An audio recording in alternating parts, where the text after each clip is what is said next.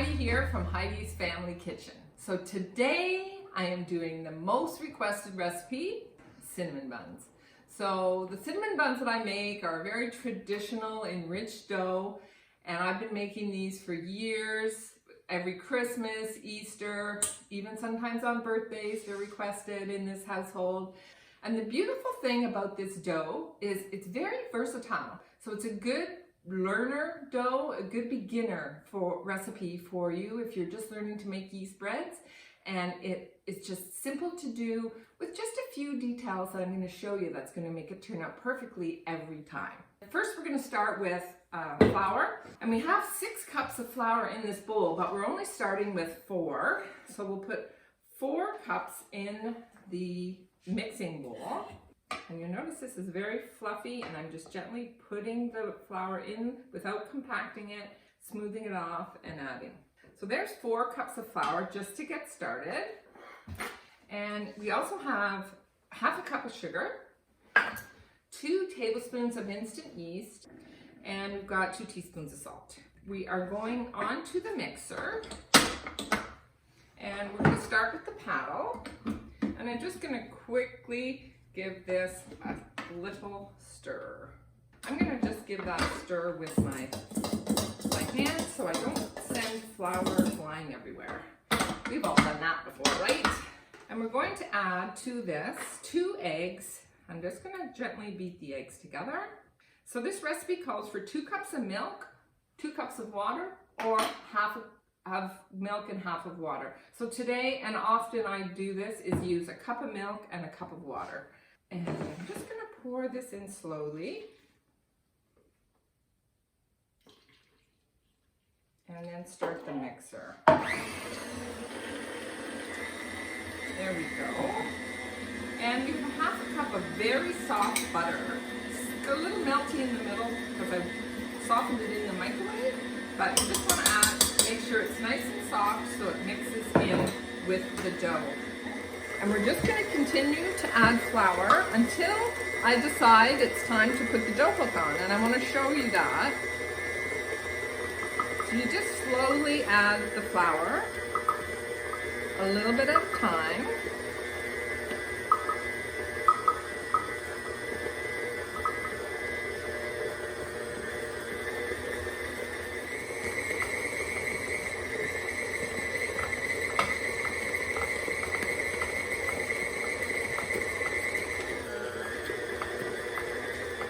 We're just continuing to add, a little bit at a time. Okay.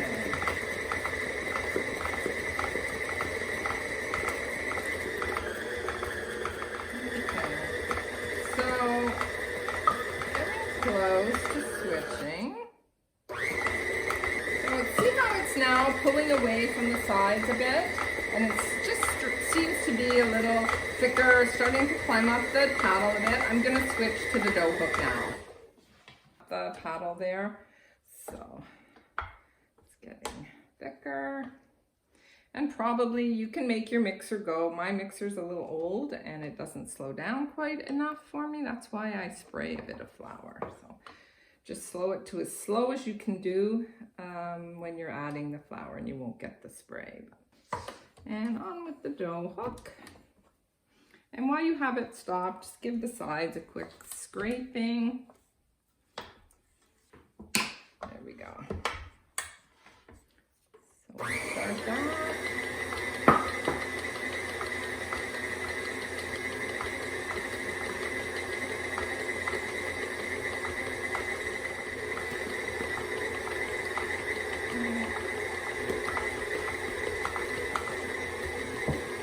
I've added quite a bit of the last 2 cups, and sometimes you even need a tiny bit more, but I think you'll see how it's coming together here.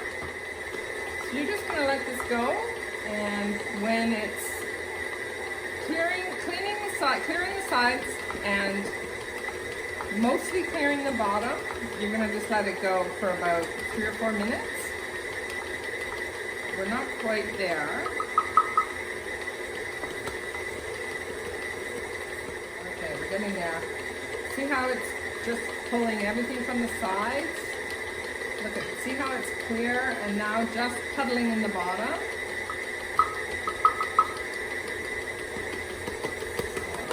I did add the last little extra quarter of a cup. So we're just gonna let that run for about 3 or 4 minutes. So I'm still thinking that it's a little soft. So you can see how it was clinging just to the bottom of the bowl gently, but now you can see it's sort of looking a bit soft in the bottom. See how that's sort of cooled out again? So that means it needs a tiny bit more flour. Just add a tablespoon or 2 at a time. You won't need much.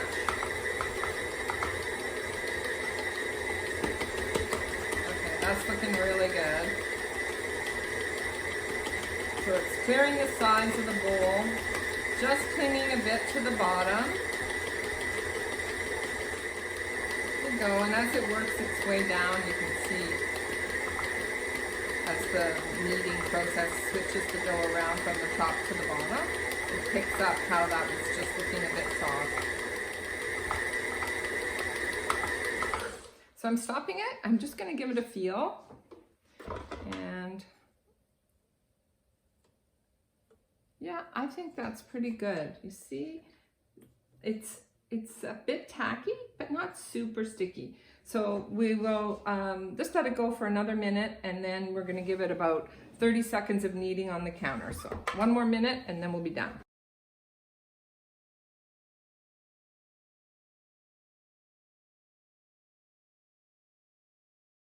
So the dough's been kneading for about 5 or 6 minutes, and now it's time to take it out of the bowl. Just have a little extra flour. Flour your hands and take it off the dough hook. It's a very nice dough to work with. And my favorite mat for tool. Take that, scrape that out of the dough, out of the bowl. And now we have our dough. And we're just going to give it a quick bit of kneading. So pay attention if you're nervous about kneading. Make sure your hands have a little bit of flour on them. And what you do is pull the farthest away down on top and press it back with your hands, with the heel of your hand. And then just give it a turn. Down, give it a turn. Down, give it a turn. Up, down, and turn. I find it very relaxing. In fact, sometimes I decide to make a loaf of bread and I'll do it all from hand and start from scratch without a mixer at all, just because I find it very therapeutic to do the kneading. So that looks great, perfect and smooth and not sticky or tacky, but still soft and luxurious. So in it goes for its rise, and it had 2 tablespoons of yeast. So this one rises quite quickly. So probably in an hour and a half, we'll be able to shape and get our dough, our cinnamon buns going. So I'm going to cover this with some saran and let it sit to rise in a warm place for about an hour and a half. Here now with the dough after it has been rising for an hour and a half. Look at that. Ah, no question it's risen. But the test, as I told you before, is just poke your finger in. If it stays indented, that means it's ready to go. So I'm gonna punch it down, as they say, and we'll get started. So I'm going to cut the dough in 2/3 and 1/3. So I have a non-stick pan, but we want to have half a cup of melted butter in the bottom. I'm just taking a little bit of the butter and greasing the sides of the pan so that the cinnamon buns won't stick. So we're putting butter in the bottom of the pan, and we're putting brown sugar. And this is what's gonna make that yummy sauce, caramely sauce that goes on top. Okay, there we go. So that's melted butter and brown sugar in the bottom of the pan. And now what we're gonna do is roll out the dough for the cinnamon buns. Here's the dough. So we want to roll this out, not too thin, because if you make the dough too thin, then your cinnamon buns just end up to be dry, because the dough, it's too thin. Even when it rises, it's just not good. So I'm going to say, you want to make this, how many am I going to get? Maybe 9. So,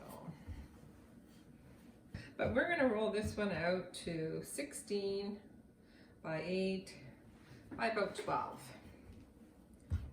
Okay. And that will give us what we need there. Okay, so we're going to just brush this with butter. So I have 2 tablespoons of butter on there.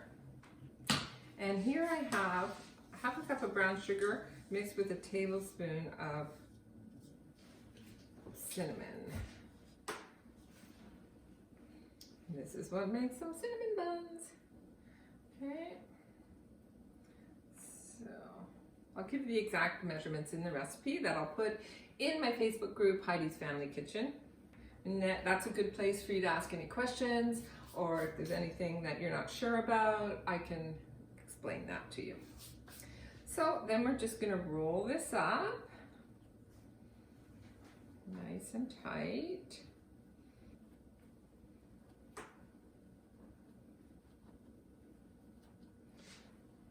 Nice and tight. Okay. There we go. Then you want to pinch this together so the edge is sealed here.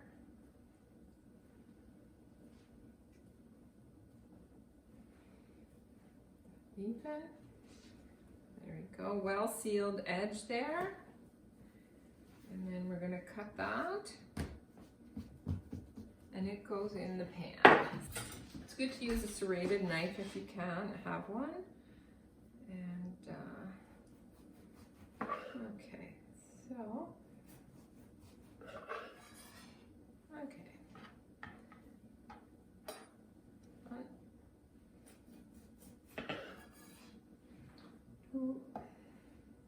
So there we have 9 cinnamon rolls. This will now rise for about 45 minutes, and when you're ready to bake, you're going to bake them at 375 for about 40 minutes or so. So I'm going to cover this, and I'll put a towel over them and let those rise. So these are going in the oven at 375 for about 40 minutes or so. I'll be checking them from 30 minutes onwards, and I'll show you what they look like. So I think the cinnamon buns are done. Let's have a look. Oh yeah, look at those.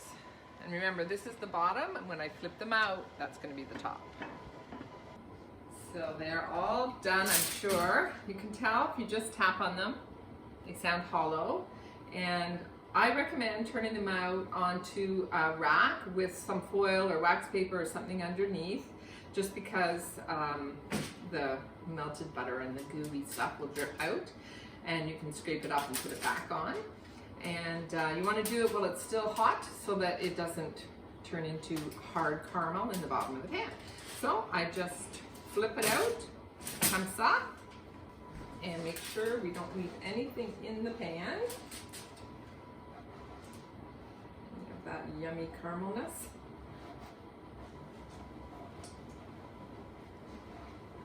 So that it's on the pan, on the buns.